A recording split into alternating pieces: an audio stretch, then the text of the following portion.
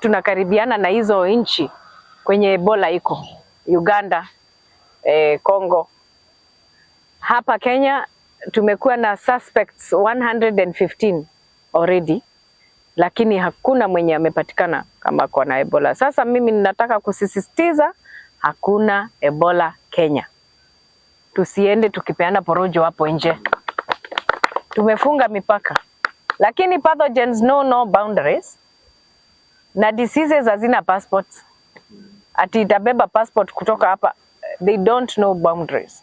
Therefore, sisi wenyewe nataka kuhimiza Wakenya, nataka kuhimiza Wanakitui, tafadhali tuzingatie mambo ya public health vizuri. Kunawa mkono, kunywa maji safi, kuenda msalani vizuri, usiende huku kwa kichaka. Lakini katika Ministry of Health tumeweka mikakati kabisa.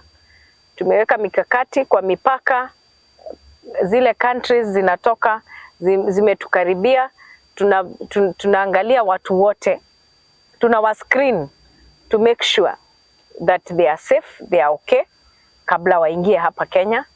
Na pia hizo countries za jirani, pia wanawaangalia kabla watoke hiyo country. Pia wafanyikazi wetu wa health tumewatayarisha.